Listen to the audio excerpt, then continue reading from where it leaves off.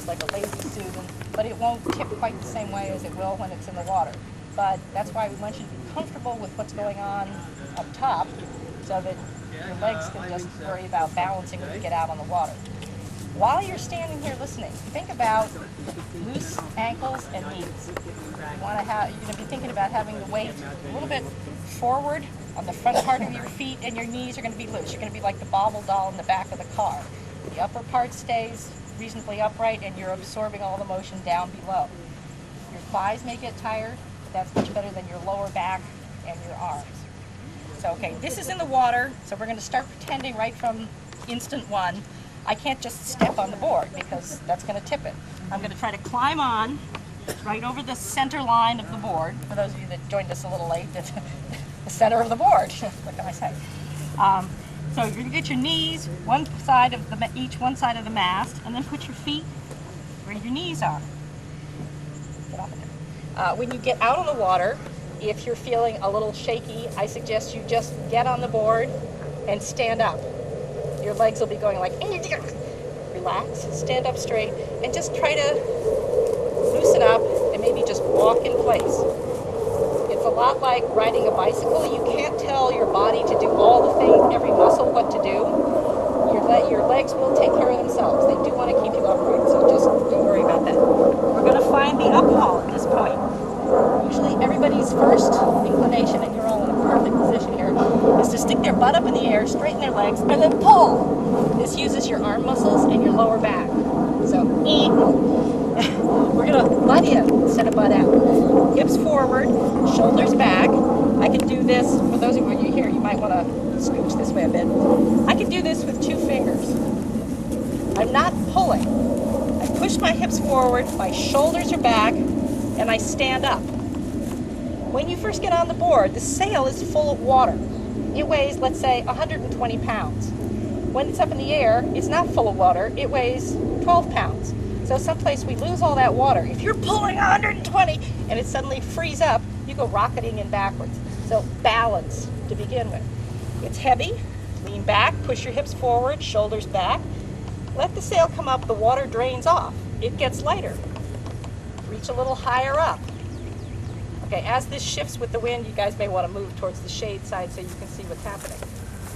When the sail comes out of the water, you're free of any kind of resistance. Keep the mast away from you until you can reach it below the boom with one hand. Now, the board is reacting to the wind that's blowing, so it's going to shift a little bit. You can't control the wind, so don't even worry about it. But right now, 12 o'clock is behind me. The clue end of the sail is telling me where 6 is. I've got it making a right angle with the center line of the board. So the back of the board is at 9, the front is at 3. And I don't care if you're dyslexic, if you like 3 over here, that's fine too. So just remember the right angle part. Okay, so I'm sort of squared up. I've got the sail making a right angle with the center line of the board. I'm in neutral. Just like in a car, no power, not going anywhere, no how. Again, I can hold the sail with 2 fingers out here. The tendency is to, okay, the iron grip. Okay, that's not going to help. What happens is the more you pull it towards you, and you guys weren't here when we went through this, is you want to stay, when you get on the board, you don't have a front and a back. You have a back hand and a back foot. You are part of the gear, so if I say step back, I mean towards the back of the board, not to your back, which is wet.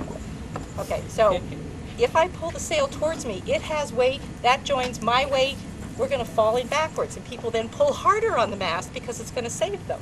No, push it away. When in doubt, push it out. When in doubt, let it out. So again, when in doubt, if you don't know what's happening or you feel unstable, get rid of the rig. Half the time your fingers stick in there, it's like, oh, this is Texas, so you can do the rodeo save. But if the worst comes to the worst, you throw the sail in the water, you're still standing on the board. So my feet have stayed put, and I'm adjusting with my body to counterbalance the sail. Okay, so I'm like this. A little bit of steering at this point. If I keep the sail away from me, I can swing the mast towards the back of the board. And if there were a little breeze, we would do something. Board begins to turn. Turn a little bit. If I bring it back to to the center. Okay, now I'm in neutral. I've lined myself up to be sure I'm in that neutral position. If I swing it towards the front of the board, kind of like a scissors. So you're whichever way you swing the sail, the board is going to turn towards it. But you have to have this angle between the mast and the board. If I have the sail up here, nothing happens. I get it away from me, something happens. So if you find yourself in the middle of the turn and nothing is happening, get the sail away from you. Have an angle. You want to be like a V or an upside down A.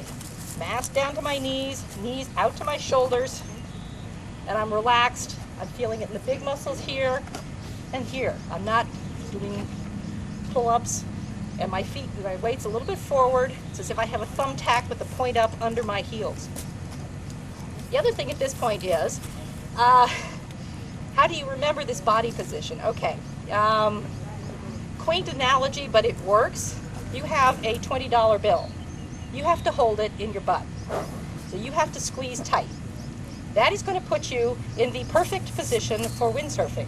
Furthermore, the more often you adopt potty stance, the more $20 bills you drop for an instructor.